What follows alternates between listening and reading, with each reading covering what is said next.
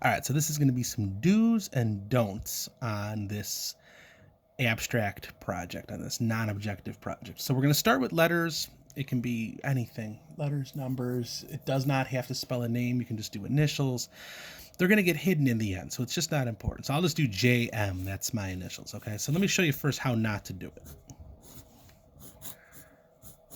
The problem here is that none of these lines extend to the edges of this box, okay? But all we have to do is extend those lines out a little bit, and now we've got something to work with. Yeah, I'll go that way like that.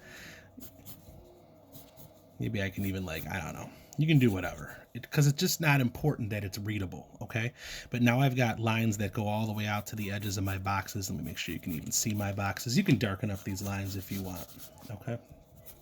So that's that much of it, okay? So make sure that your lines extend out to the edges of the boxes. Then when you start your shading, what you want to do is you want to treat each section as a different opportunity to go from dark to light. And you're going to go from dark to light pretty quickly. You start very dark at the edge.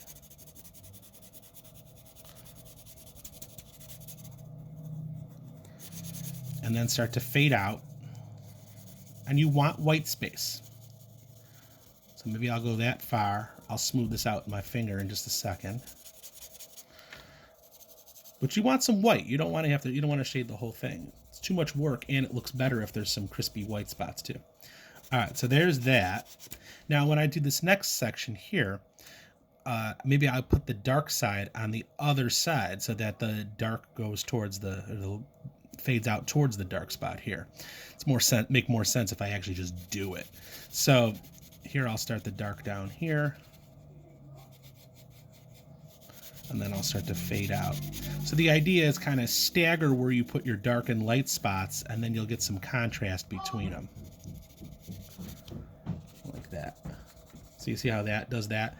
So then you can darken these lines up if you want to, the lines of your shapes, if that looks cool to you. That's an option. You can use color. Color is completely fine for this. Use a colored pencil, something that you can blend with. Let me do the last part here. So I'll start dark at this end. If you got a really big section and you want to try something like where you do dark in two different spots and let it converge in the middle, you can do that. Let's do that. Does it look like a zombie? There's not like rules for this, okay? And if you get messy, just kind of use your eraser as you go over into the next spot. Get a decent eraser here.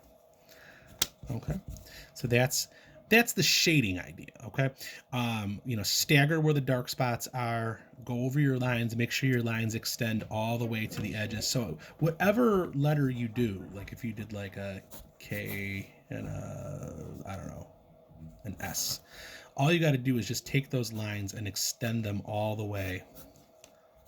Some letters are easier than others. S, maybe just do a straight line like here and there, something like that. Up to you. But get something that goes all the way to the edge of the box, and then that will create actual shapes that you're able to shade in. Because if you do it like this, if you just did like, then what do you shade, right? The whole background. So you need lines that extend all the way to the edges. If you do that, you'll be good to go.